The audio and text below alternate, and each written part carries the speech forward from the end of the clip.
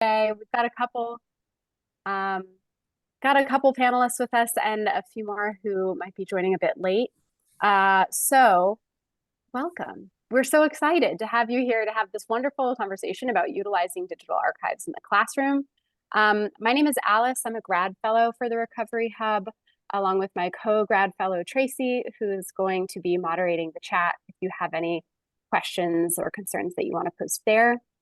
So we have some questions that we're going to be asking our panelists to start out the session, but then we want to try to leave about 20 minutes or so for Q&A from our audience. So if you all have any questions that you want to ask the panelists, be thinking about those so that you'll be able to ask them when we get there. As a little bit of background, Tech Hours are workshops and panels that the Recovery Hub for American Women Writers aims to host every spring. This spring's theme is digital recovery pedagogy. We have one more panel as well this April, so please come to that. I'll give another reminder at the end of the session, but it promises to be a great one. We also have a couple of open calls going on for the Recovery Hub at the moment that I want to draw your attention to. I'm going to come back to them in more detail at the end of the panel, but just to put them on your radar now. The Recovery Hub, for folks who don't know, is a multi-institutional infrastructure that supports digital projects focusing on the recovery of American women writers. So right now we have a couple of open calls to that end. One very on theme for Tech Hours is open call for digital recovery oriented teaching materials. And then the other is an open call for cultivation projects. So if you have a digital recovery project in kind of the early stages, we really encourage you to apply for that. But I'll touch base on those again at the end of the panel. For now, I'm going to jump into some introductions. So for right now, I'm going to go ahead and introduce the two panelists that we have in the room. And then whenever two others might join us, I'll be able to introduce them as they come in. But I'm going to go ahead and introduce two folks, and then we'll get to some questions. So Sydney Lines, who I hope can hear us. Yes? Yay. Okay, excellent. Sydney Lines is a project manager of the Winnifred Eaton archive and is a PhD candidate. Oh, look, we got it. Yes, excellent. Mary was able to join. Is a PhD candidate and public scholar in the Department of English Language and Literatures at the University of British Columbia. Mary Chapman is professor of English at the University of British Columbia and the director of the Winnifred Eaton Archive. She teaches American literature and has recently started incorporating DH content and assignments into her courses. And Suzanne Edwards is associate professor of English and Women, Gender, and Sexuality Studies at Lehigh University. Together with Dr. Mary Foltz, she is co-director of the Gloria Naylor Archive Project, a collaboration with Sacred Heart University that aims to make this important 20th century authors' papers more accessible to scholars, students, teachers, and fans. With Dr. Mary Foltz and Dr. Maxine Montgomery of Florida State University, she's currently co-editing a volume of essays that reread Naylor's novels in light of her collected papers. So welcome to all of our panelists. I'm going to jump straight into some questions. The bios got us a little taste of this, but in light of hoping to get to know each other better, could you each tell us a little bit more about yourselves and specifically your experience using or creating digital archives of recovered texts? And I'm going to just go ahead and ask Suzanne to start because you're the top of my screen. Well, I'll start by saying, first of all, thanks so much to Alice and Tracy for organizing this. I'm thrilled to be here and to be in conversation with you all. I was trained as a medievalist and a feminist. Medieval studies is a field where we don't have a lot of archival records related to women authors. They're scarce. We're thrilled when we discover one, much less an entire repository. But more recently, my work has turned to medievalism, the way that particularly women writers in the 20th century, represent the Middle Ages in their work. And that's what brought me to Gloria Naylor, because she engages with medieval texts in her novels. And I went to the archive at Sacred Heart University.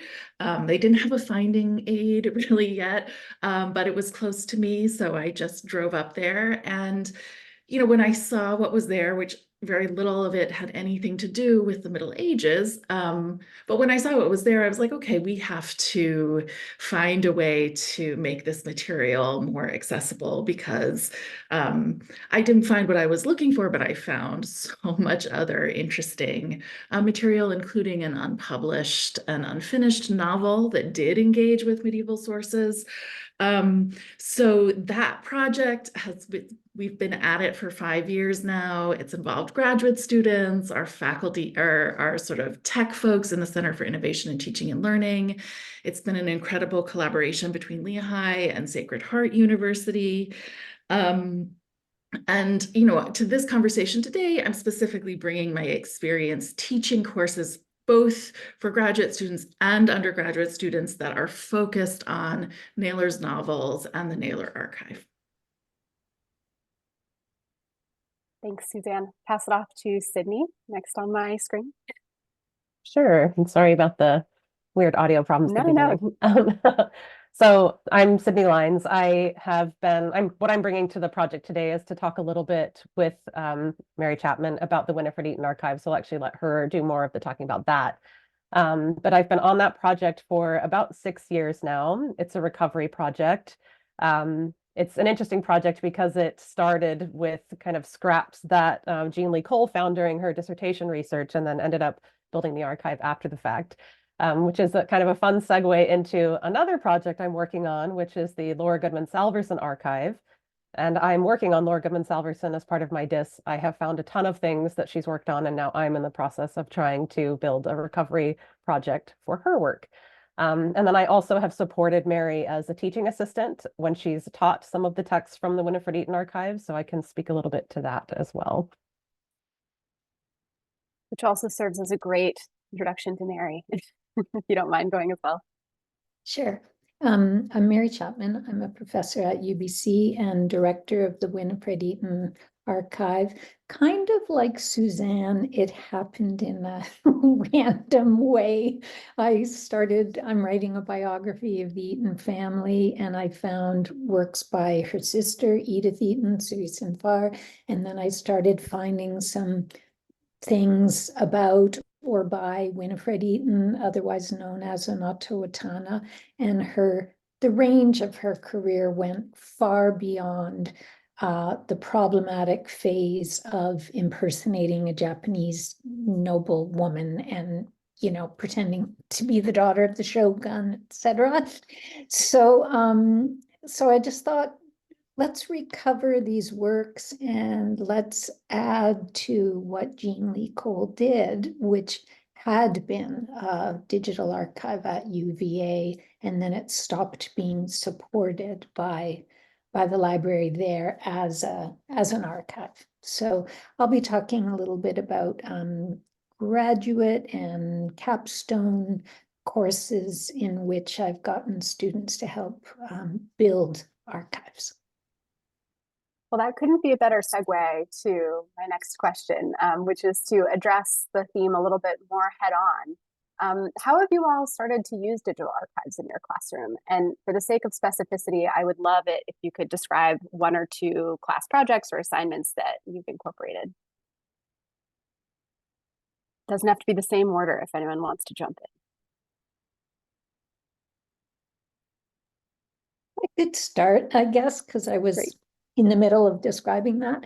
I've used it in a majors capstone experience course where I got students to transcribe individual texts that contributed to the Winnifred Eaton archive. And I've used it in a graduate course where we did something a little bit more expansive that started with transcription, but also because we're using TEI, There are certain tags that are available to kind of process a transcription of a text, what you're going to call certain parts of the text. And what we noticed when the grad students were transcribing screenplay, what we noticed was TEI doesn't know how to deal with screenplays. It's not a genre that they've worked in before. So we ended up getting the students to help a little bit with flagging the constraints of TEI. And maybe, can I pass it to you, Sydney, and you can sort of talk a little bit about what ended up happening with the TEI, because you're working on that. Yeah, I mean, this kind of gets to like a question about benefits too, but the interesting thing about that project is that the students had to go through, because you have to go through an interpretive process when you decide what to tag as TEI, right? And so they worked as teams. They had to figure out how they were going to tag it. But then the questions that arose came back to me and then Joey Takita, who's the project or the technical director. And he's also part of the technical council of the TEI. So what we realized is that there are questions they had that the TEI can't answer. And so now some of these questions that have come out of that assignment are going to be pushed to the TEI, and hopefully we can make changes. We can actually adjust the schema, do things like that. So some of the questions that came out of that one assignment now have implications for like the field, which is quite cool. You don't always get to see that with an assignment. And I'll just pick up there with talking about a really basic assignment I did in an undergraduate course that was focused on the relationship between Naylor's novels. We read the 4 novels in her tetralogy and the sort of archival records related to those novels. I like to start with an in-class assignment where students really think about the epistemological structures of either digital or physical archives, and sort of think about what kinds of interpretive choices are being made when someone describes a record. If they're searching for a certain kind of subject and turning up a record, I want them to really have a deep understanding of what might be missed when they're looking that way. So I give them in small groups examples of different records from the digital archive, and I ask them to come up with assigning who the creator of the record is, what the date of the record is, and what the subject of the record is. And then we ultimately compare that with the choices that we made assigning metadata to those records in the digital archive.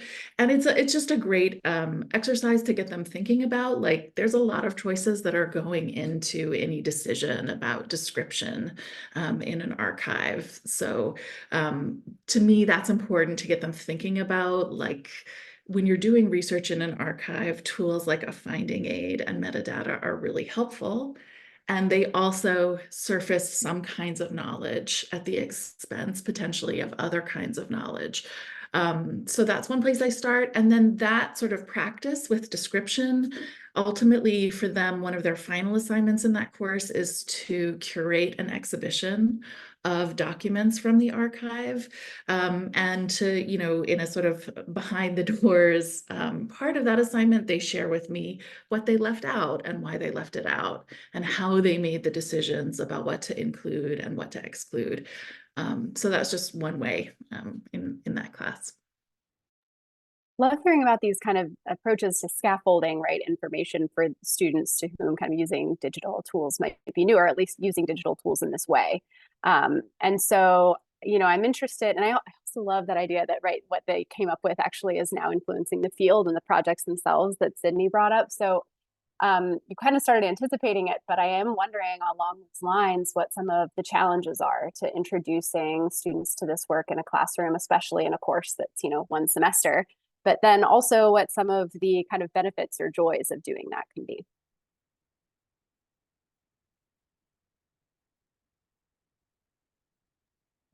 Well, I can pick up there. We'll just go in reverse order, but I don't want Sydney to be stuck in the middle every time, I guess. I think, one of, the best things about it, I'll start there, is just the excitement that students have and the sense that they're engaging with material that hasn't been well worn, that they really can come up with something new and exciting. They have a sense of doing real research, that feels really exciting to them.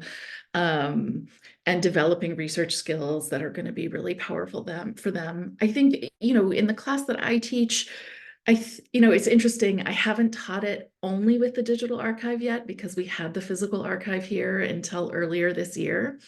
But I think some of the limitations of the digital archive is that you do lose something in not having the physical document in front of you. That's something we talked about in the class when we had both, but just to give an example, there's a letter from Julia Alvarez, the writer, to Gloria Naylor, and it's in the envelope, and that is digitized. We have a digital record of that, but what you can't see in the digital record is that the stamp of Marian Anderson, the great singer, has been folded back on the envelope so that you can read the description of who Marian Anderson is on the back. So I think one of the challenges is getting students to think about, well, what are you not seeing when you're looking at a digitized document that you might see if you're looking at a physical document? And I think too, just that bigger question of, how, if you're working with a digitized document that's been a digitized archive that's been selectively digitized. We did not have the funding to digitize every record in the Gloria Naylor archive. So we limited digitization to series 2, which is the materials directly related to the novels. I wonder how that perception of what the archive is will shift the next time I teach the class. Yeah, I could add to that. In terms of challenges, obviously the greatest challenge is that the students aren't all on the same page, particularly at the grad level. You don't really know what kind of digital training they may have had as undergrads. But when I taught the course on sort of Chinese Canadian history and literature and the digital, I structured the course so that the students arrived at the course as team members. And teams will always have people with different skill sets. So instead of a kind of model of paucity where, I load education into their brains, they sort of came with different skills. I speak French, I speak Mandarin, I know TEI, I know how to run GitHub, etc. And so they started relying on each other for the expertises that they brought to the project. And it sort of was magical to witness how people you didn't know had skills could add something to this effort. So I guess it looked like a challenge, but it was actually a huge benefit. I would echo Suzanne's point about teaching less familiar works having advantages. One reason I assigned one of the novels in one of the less familiar non-Japanese novels by Winnifred Eaton in my freshman course this year was to kind of chat GPT proof the research assignment, the research essay assignment, and it worked out because instead of trolling the web for good essays they could buy or copy or whatever, students trolled the archive for additional complementary resources and texts that could kind of complement their approach to one of Winnifred Eaton's Alberta novels. So definitely that's one of the benefits. The other I would say is it's making clear how, well, Sydney, why don't you talk about the transparency of editing as a process? Because we talked a little bit beforehand and Sydney made a good point about that. Yeah, I think the thing that I really like about, and this is particular to the TEI kind of project, is the fact that students are forced to contend with the fact that they're making interpretive choices. It's not just this kind of passive exercise of assigning code. It's they have to decide why they're putting a certain kind of tag or a certain element on that text. And so I think these kind of assignments are really nice for thinking about things like the history of the book in ways that you don't get in a standard literature course, right? You're actually thinking about the decisions that go into creating an edition of a text. So now maybe the students have an idea of like, oh, why did my professor choose, the Oxford version of this critical text rather than Broadview or something, right? And so I think they engage with that kind of exercise in ways that are not standard for traditional literary courses. And I think that's a good exercise for them. And they seem to enjoy it.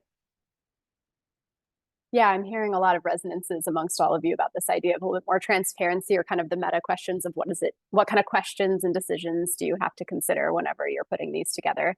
And as far as those go on our end, I mean, I was thinking earlier, Mary, you mentioned that there was like an undergraduate version of this and kind of a graduate student version of this course. And so I'm curious how you approach scaling some of these activities for different audiences or populations or types of classes. How could others maybe adapt versions of your activities into their own classrooms if they're teaching, say, an intro course or a course that's larger, right, that can't have as much of that dedicated small group graduate student access?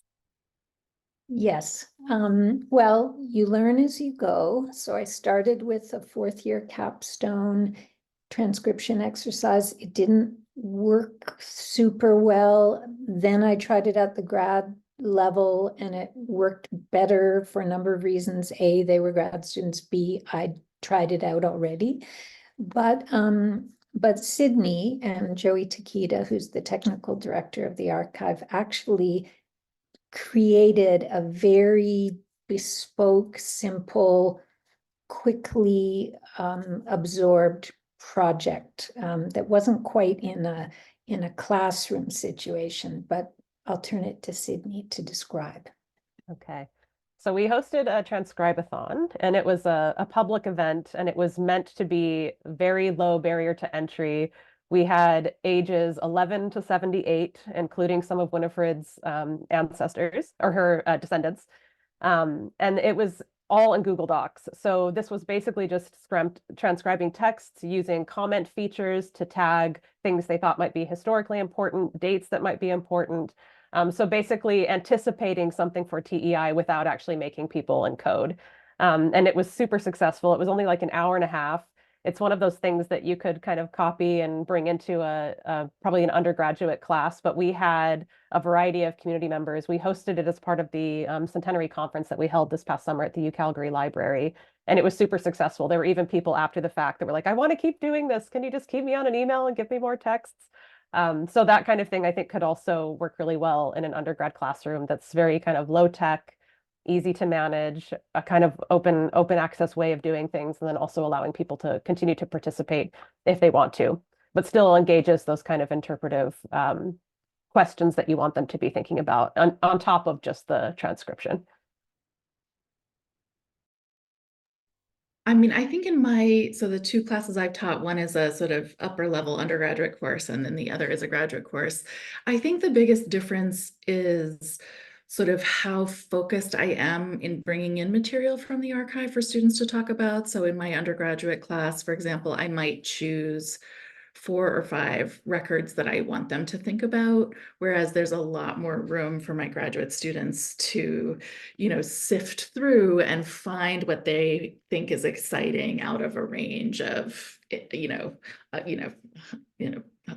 thousands and thousands and thousands of records that they can look for. I do like my undergraduate students to have some of that experience of like having to sift, but I put narrower constraints on that because I think they need a little bit, they're spending less time for one thing outside of the class preparing for class. So we've actually got a lot of other questions, but I'm going to narrow it down to just 2 more so that we give some time for the Q&A. So just as a heads up to folks starting to think about their own questions. I want to switch gears just slightly, since a lot of you have been part of creating digital archives yourself, to hear a little bit about that process. And so I'd love to hear if you could tell us a little bit about how that project developed, how you involved students in that project or that development if you did, and how instructors might use your archives in their classrooms.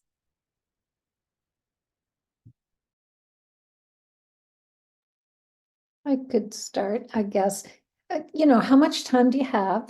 Because it's a long process to say, how did it start or how did you build it?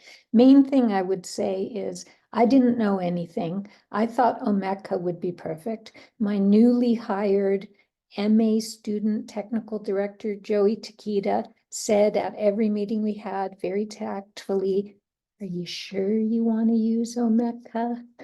You're sure you want to use Omeka?" Finally, I heard what he was saying. I said, "Okay, Joey, what are we doing?" And we switched to TEI. So I guess my advice about creating digital archives would just be to, get the technical people around you who can make the decisions that enable you to achieve your intellectual goal with the archive that you're creating. And in terms of, did you ask us what future plans or how you involve students? Did you ask us that? Yeah. Yeah. Sydney, why don't you talk about the collection builder exhibit that was sort of a sideways, it was a tack on to work on the Eaton sisters. Yeah, so as part of Mary's grad class, the students did a bunch of research on early Chinese in Montreal, and they recovered a lot of really cool historical stuff that we wanted to put into an exhibit because we had been invited by the Jia Foundation to put together a kind of pop-up banner exhibit that was celebrating Chinatown in Montreal. But we had all this great digital material that wasn't going to be able to make it on these banners. So I talked to Mary about potentially building a collection builder exhibit. And actually, now that I'm thinking about it, I should put this in the chat after. But collection builder is another kind of platform. It does require a little bit more of some coding background. It's not entirely user friendly, but you can get there. But the students basically helped me build this thing. We had you have repos in GitHub. It's entirely free. It will be free for as long as GitHub is around. It's still up. And the students also wrote blog posts that detailed the biographical details of each of these people that we then were able to include photos, facsimiles of newspaper articles, maps, all sorts of things. So yeah, so that's collection builder in the chat. Thank you.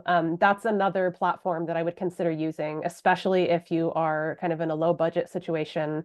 But it's very collaborative because you have a GitHub repo, so you can have your students involved in that as well. Like Mary, I didn't know anything.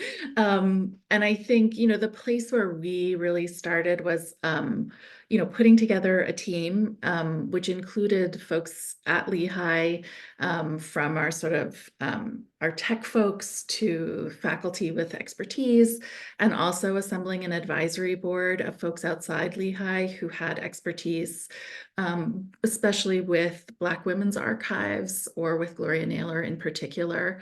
And for us, I think a key part of making the decisions that we had to make was to treat Naylor herself as a theorist of Black women's archives and to really read carefully her novels as the starting place for thinking about how we were going to organize what we were doing. I don't know how well you all know her novels, but in Linden Hills, she's writing about women's archives, photo albums, marginalia in a family Bible, recipe books as a kind of archive of Black women's lives. So we really looked carefully at that to think about, like, how are we going to decide, for example, who to name as an agent in the collection?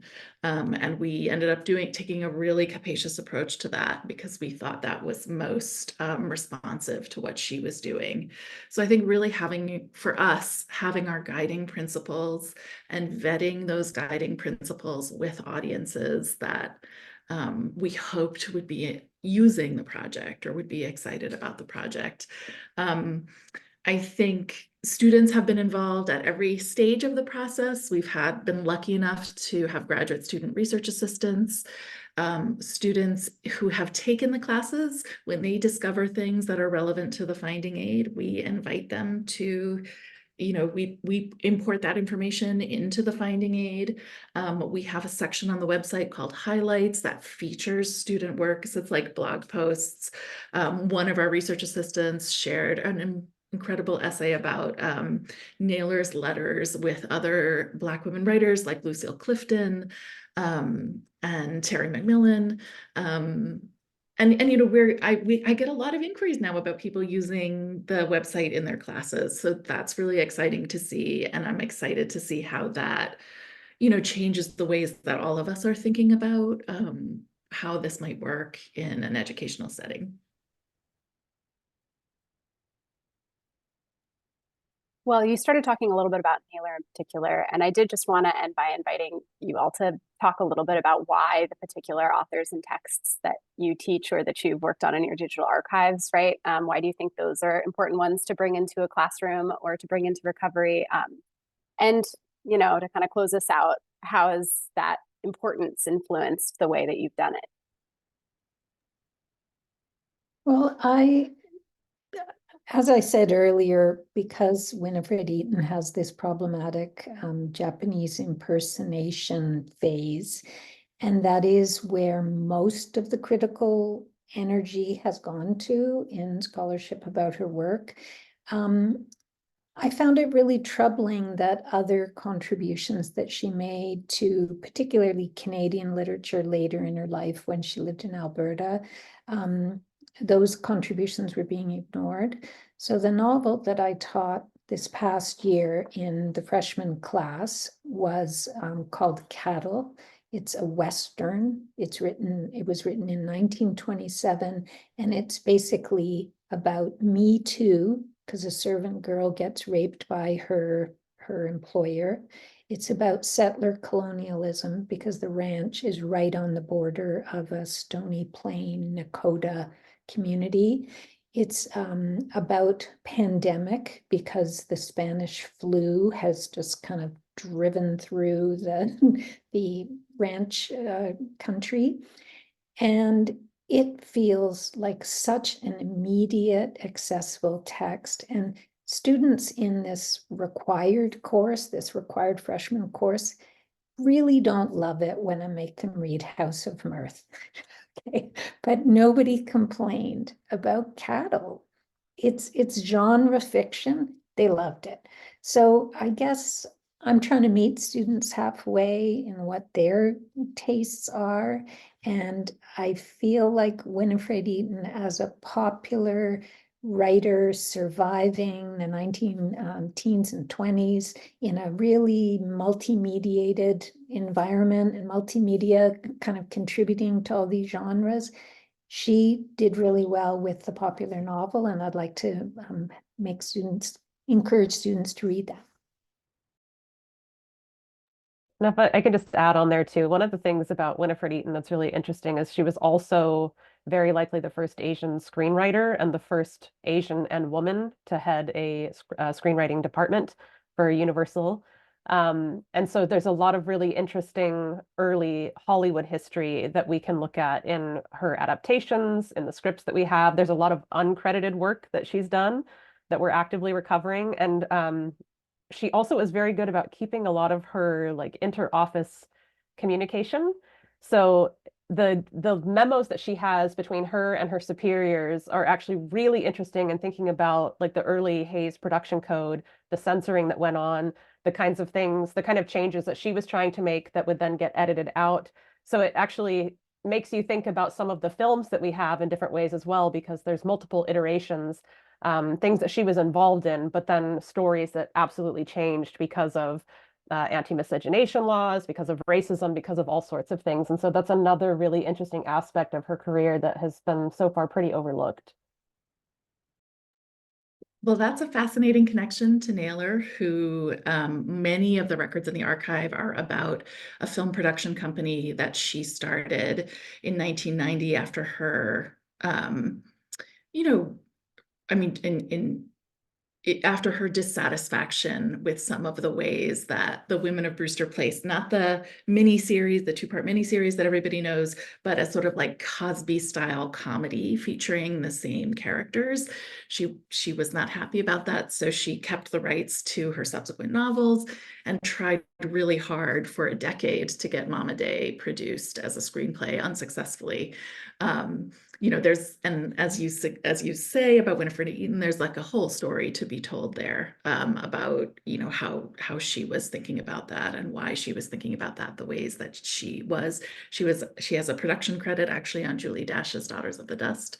So if any of you are teaching a film class, maybe this is a direction you could go, with both of these archives. I mean, I'll just say, you know, for me, the reasons are really simple for Naylor at Lehigh. The English department teaches a handful of single author courses, one on Chaucer, which I also teach, one on Shakespeare, one on Milton, and my colleague Deep Singh has recently taught one on Toni Morrison. I was finding that when my students came to college, even English majors, the only writer that they knew of from the Black women's literary renaissance was Toni Morrison. That was the only Black woman writer of the late 20th century that they had read. And I think Naylor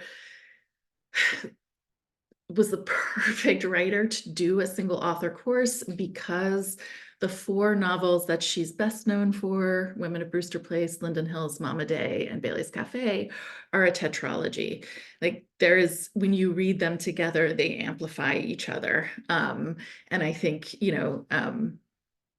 just reading Women of Brewster Place in many ways de-radicalizes what Naylor was interested in across her works as a whole. So that to me was really important. And I also I never get tired of reading them. And because I don't get tired of reading them, I don't get tired of teaching them. I mean, that's simple, I guess. These were such great advertisements for teaching these authors and these texts in classrooms. So I could go on, but so that we can hear from a few other folks in the room, I'd really love to open it up to a Q&A from the audience. So if you want to get in the queue, raise a Zoom hand, or Tracy is watching the chat, so you can always put your interest in there. But do we have any questions for our great panelists?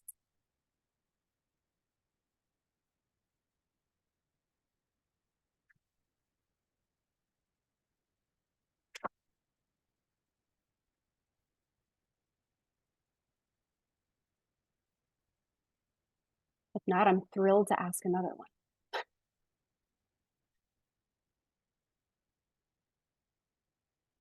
Yes, please check out the links that were put in the chat as well to what's been going on. As folks think about a question, I'm going to ask, because Mary referred to it a little bit earlier, any plans for expansion on the projects that you all have been working on, or kind of future plans for classroom use or out of classroom use of the archive? We're full of plans. So I've been talking to a few colleagues at another university about building a kind of complement to the Winnifred Eaton archive, but about Edith Eaton, Suis Sinfar. Students and scholars are more interested in her work. I've found works that have quadrupled her oeuvre. She's not exactly who we think she is, so there's lots to teach about her. And Sydney, do you want to talk about the mom? Yeah, so 2 years ago, I think I actually recovered a novella that her mother wrote, that Eaton's mother wrote, Grace Eaton.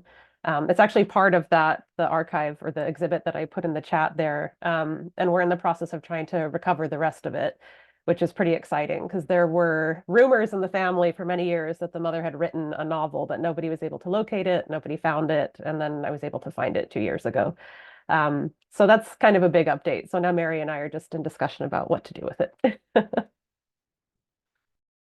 With the Naylor Archive, we finished digitizing series 2, so materials related to all of her novels, including Men of Brewster Place, an anthology she published called Children of the Night, which was a follow-up to Langston Hughes's anthology, as well as her unpublished works. And we're also upgrading the search interface.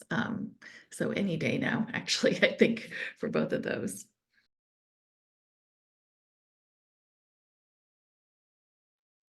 I see there's another plug in the chat too for teaching cattle. Other questions?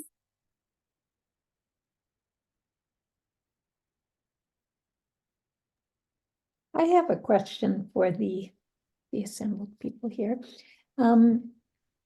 I think one of the trickiest things about building an archive is ensuring its discoverability. And I spread the word, and certainly Winnifred Eaton scholars know about the archive that I've built, but to get beyond that, to help people who might be interested in dipping into it and maybe finding a text to teach, that's what I'm struggling with, sort of how to reach people. And so just a couple days ago or yesterday, I saw C19's call for contributions to a PowerPoint presentation about books recently published. And I thought, what about archives? So I just sent in the info there, you know, to kind of shake up how we're still very book centered. But I wondered if people had other suggestions for discoverability.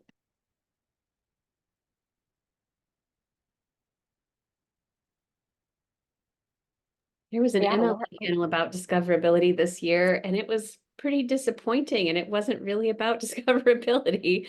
And it made me think yet again, it's just a really hard topic. I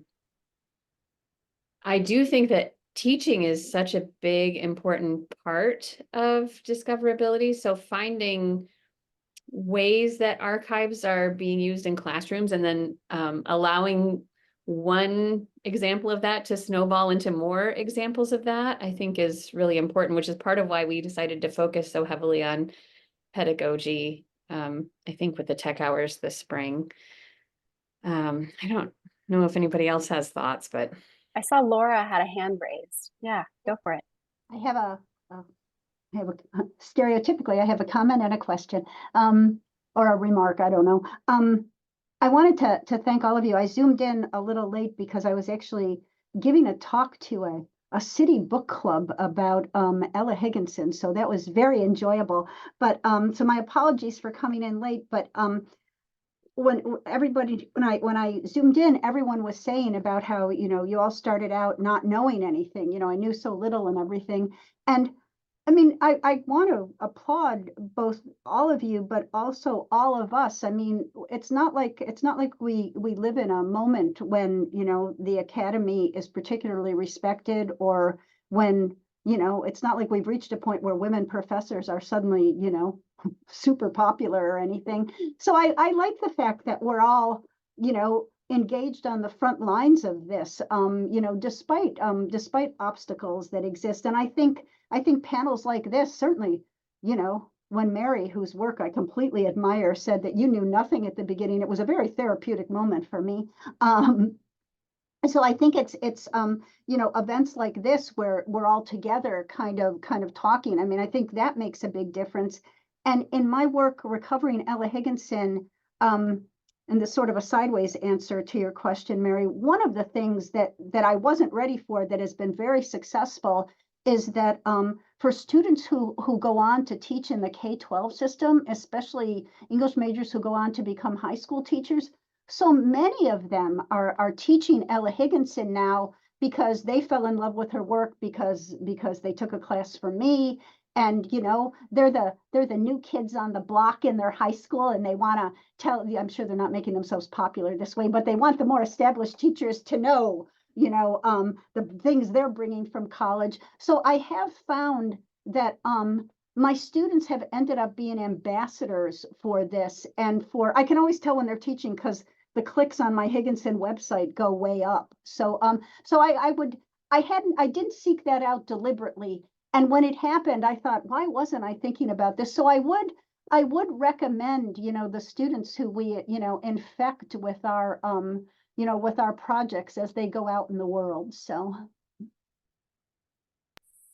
Yeah, and Laura, I don't have your Ella Higginson site at my fingertips, but I do have it on to publish on the Hub social media soon. So if you want to put it in the chat, feel free again. Oh, thank you. Thank you. I will. Yeah. And the rest of you, you know, we do tend to throw in PR materials or, you know, social media posts for our project showcases like Winnifred Eaton and the archives, the Gloria Naylor archive. But if you have other projects, you can always send them to us. I'll put my email in the chat and we'd be happy to publicize them. I also think I saw a hand from Katie, although I don't want to call you out if it wasn't. No, it was a hand. Thank you. I wanted to add to this theme of teaching as a great space for discoverability. I think that you already have a test case of using these materials in the classroom and could share that test case with other educators in the higher education or even in the K through 12 space if you think that there's an application there. And I know there's tons of conferences or other spaces where you can share those type of test cases. But I would add to that that it really helps to think about specific audiences that you want to reach out to. So I think one of them, it sounds like, was your local community, as well as those who were directly connected with Winnifred Eaton. And so you had that transcribe-a-thon and were able to draw on new individuals there to support the archive. And so if there's other ways that you can think of specific audiences, I think that might give you a direct line to thinking of the physical spaces that they're in or the digital spaces they're occupying so that you can reach them with information about your archive. Thank you. And just to say, sorry, I pass it off to you, Suzanne, but I think you'd mentioned earlier the collaborative nature of some of these projects too, right? Which speaks to a little bit about what we're saying with discoverability. You know, the more of those collaborations that can happen or collaboratively building it, then the more people are invested. You know, I've seen way more transcribe-a-thons recently than used to be. There was a great one at Inks, and so thinking the C19, the book project, not a transcribe-a-thon, but C19 could do a transcribe-a-thon, right? Like bringing in some people to make them feel like they're part of it, so then they're part of what spreads it as well. But Suzanne, I haven't heard you before.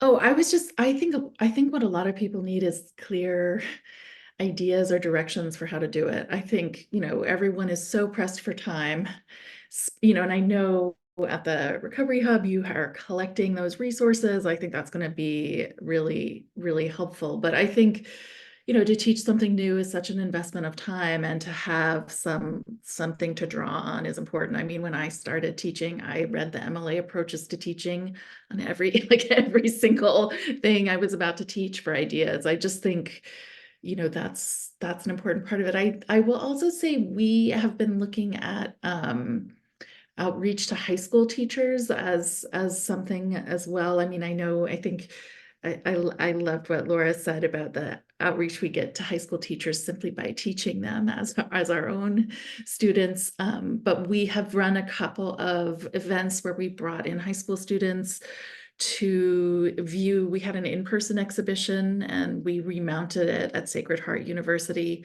We brought high school groups into both of those and paired them with a teaching artist.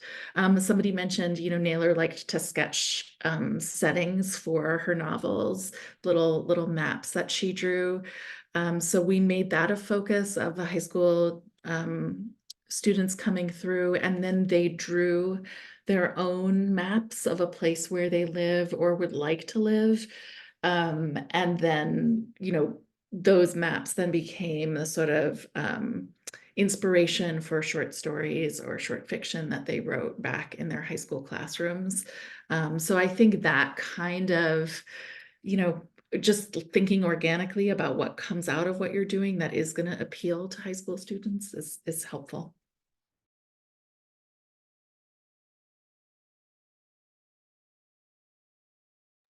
I love that this took a turn towards the K through 12 demographic too, right? We were talking about scaling these projects earlier in between grad and undergrad, but how big of a part of this K through 12 is as well. I'm going to open it up for last questions before I close this out with some reminders, but please, any last question, thought, comment, response? I'm from Maine, and I saw the notice on the SSAWW listserv, so I was really excited. I taught at the University of Maine, so I'm retired now, and I had built an archive of French heritage women writers. So the Franco-American story that is, by border, because Maine being a part of the border. And I've built an archive, and I'm trying to move that archive to an institution. So I was looking for ideas of, what to make it relevant, because that is one of the questions that the institution has posed to me. And I forgot I had I signed up for a digital curation program that they have at the University of Maine. And I thought I could do this myself. And then I realized, I'm like, whoa, I couldn't do this on my own. I needed an institution. So I had to learn that. But there have been some really, really good, helpful pieces in hearing everybody's works. And so how it makes it relevant to the students in particular and the faculty, because I am going toward an institution of higher learning. So I just wanted to thank everyone, because this is really helpful, very helpful. So thank you.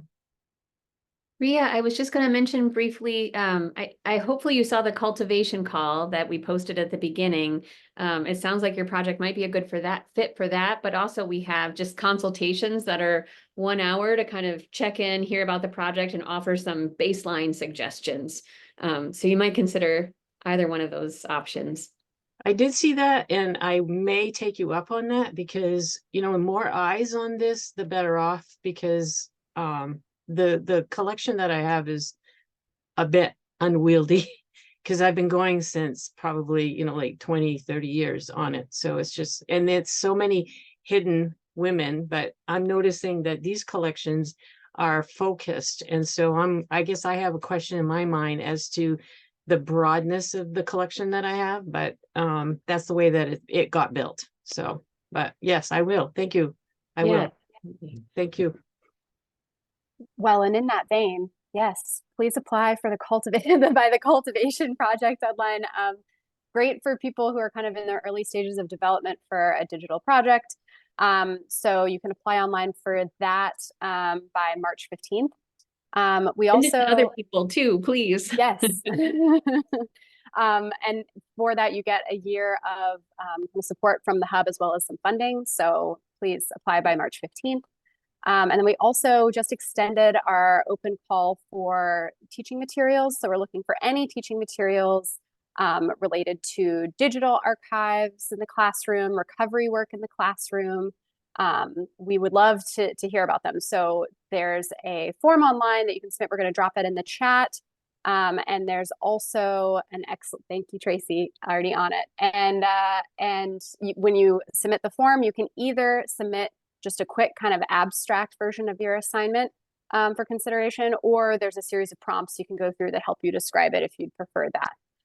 So if you have any kind of questions or need some help or support with how to submit those materials, please feel free to reach out to anyone on the hub team, but especially Tracy and I will drop those emails in the chat. I think Tracy put hers in there earlier as well.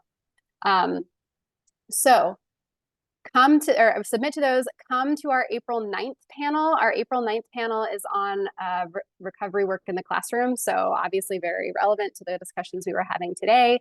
April 9th, same time, same Zoom link. And I think we should all give one last big thank you to our panelists who were so generous today. Thank you, thank you, thank you.